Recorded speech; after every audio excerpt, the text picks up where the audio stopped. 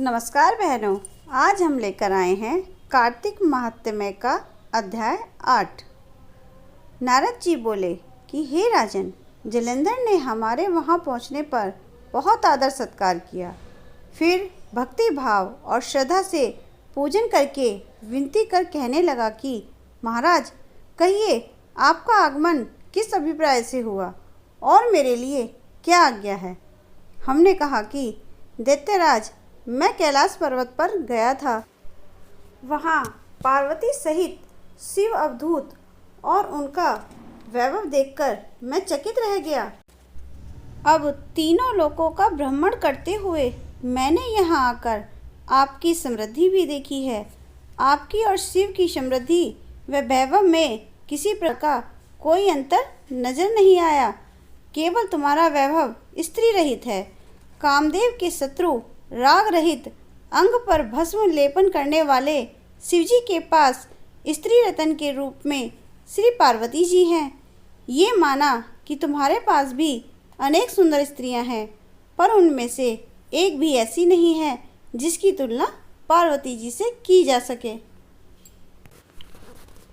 अतः आपका स्त्री रहित यह अधूरा वैभव देखकर यही निश्चित हुआ कि शिव के समान सारे ब्रह्मांड में किसी का वैभव नहीं है। उनके पास एकमात्र पार्वती ऐसी स्त्री हैं जिसको देखकर ब्रह्मा जी ने अनेक अप्सराएं रचाई, परंतु एक भी पार्वती जी के समान नहीं है। नारद जी बोले कि हे राजा प्रभु, मैं तो केवल इतनी बात कहकर वहाँ से चला आया, परंतु पार्वती जी की अपूर्व सुंदरता की बात सुनकर जलंधर कामदेव के ज्वर से पीड़ित हो गया और उसी समय राहु को बुलाकर कहा कि तुम अभी कैलाश पर्वत पर जाकर शिव को हमारी आज्ञा सुनाओ और कहो कि त्रिलोकी के राजा अति पराक्रमी जलंधर ने आज्ञा दी है कि 3 लोक के नाथ और सब रत्नों के स्वामी के अतिरिक्त शमशानवासी तथा नरमुंडों की माला धारण करने वाले और जटाजूटधारी अवधूत के पास पार्वती जैसी परम सुंदरी स्त्री शोभा नहीं देती। तीनों लोकों का स्वामी होने के कारण सभी रत्न मेरे पास होने चाहिए, क्योंकि पार्वती स्त्री रूपी रत्न है, अतः वह मेरे पास ही शोभित हो सकती है। दैत्यराज जलंधर की आज्ञा सिरधर राहु उसी समय चंद्रमा के समान उज्ज्वल कैलाश पर्वत पर जा पहुंचा और अपनी भयानक दृष्टि से देदीप्यमान कैलाश पर्वत को काला कर दिया। तब भगवान शिव के द्वारपाल नंदी द्वारा रोके जाने तथा शिव के सन्मुख उपस्थित किए जाने पर राहु ने दैत्यराज जलंधर की उपरोक्त आज्ञा सुना दी।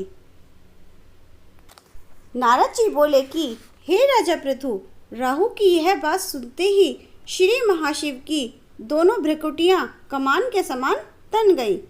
तब उनकी भुहें में से एक अति भयंकर पुरुष उत्पन्न हुआ जो सिंह के समान मुंह वाला था। उसके लाल लाल अग्नि के समान विकराल नेत्र थे और उसके सारे शरीर पर बड़े बड़े बाल खड़े हुए थे।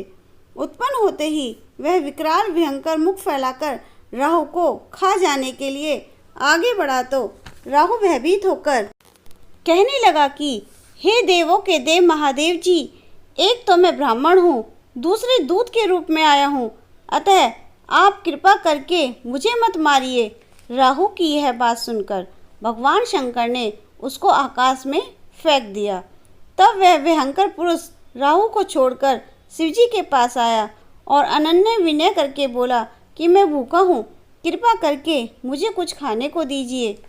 तब शिवजी ने कहा कि तुम अपने हाथ पैरों को खाओ।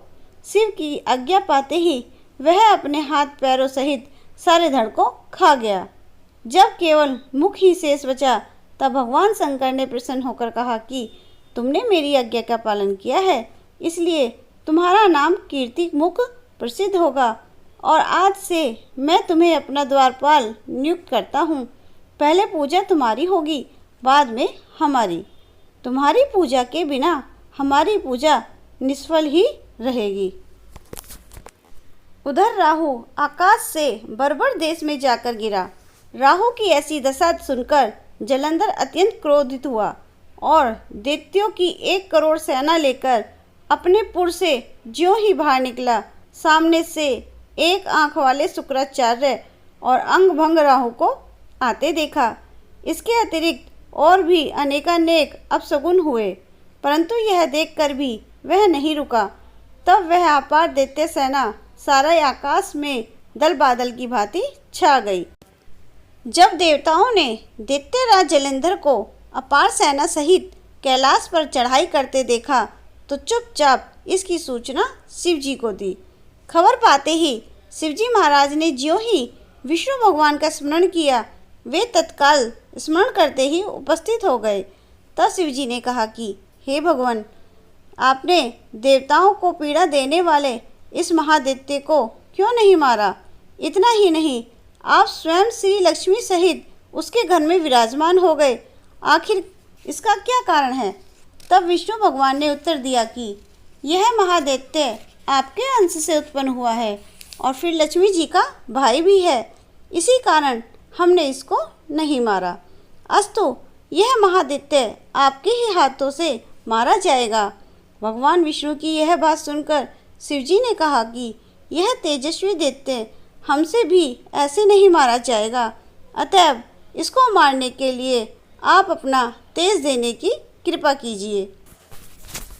शिव की बात सुनकर श्री विष्णु भगवान सहित समस्त देवताओं ने अपना अपना तेज दे दिया। तत्पश्चात शिवजी महाराज उस तेज को इकट्ठा करके ज्वालामाली सुदर्शन चक्र और एक वज्र बनाकर जलंधर से युद्ध करने के लिए तैयार हुए। शिवजी के भूतगणों की सेना में समस्त देवतागण भी सम्मिलित हो गए।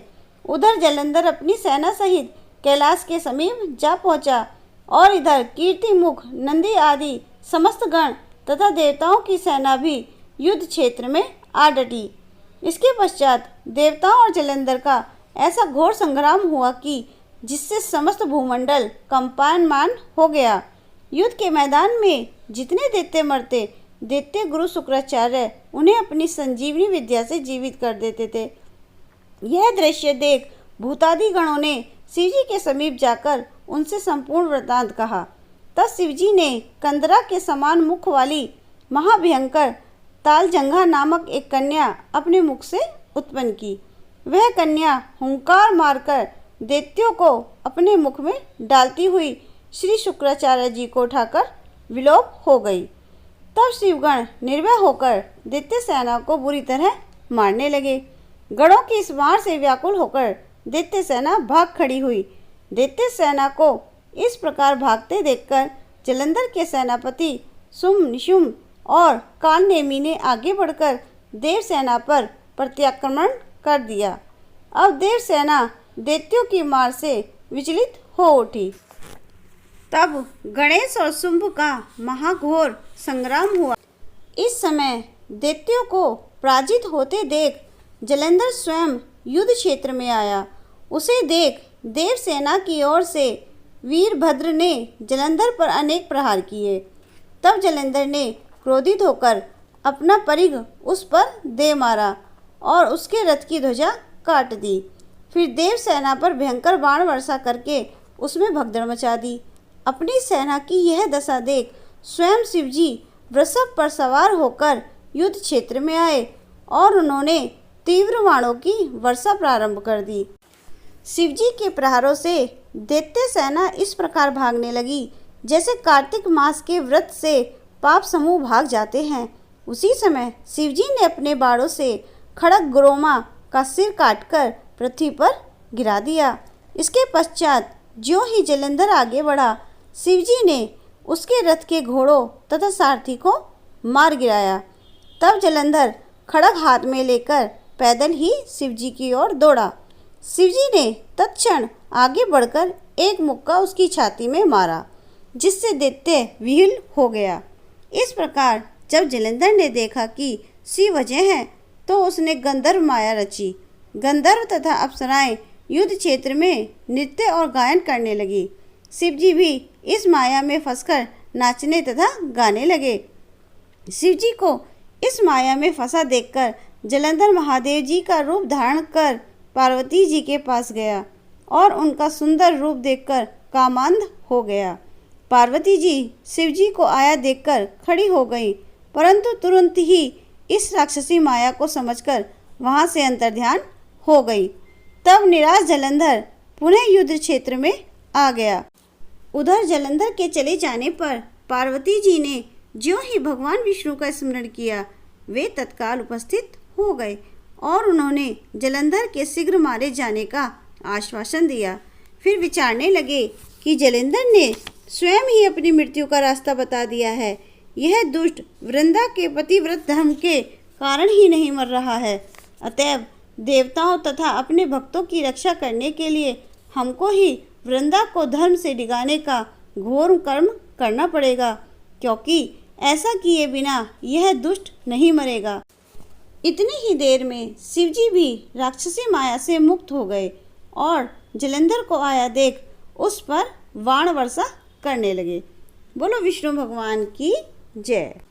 यहाँ पर हमारा कार्तिकेय महात्म्य का 8वां अध्याय समाप्त होता है।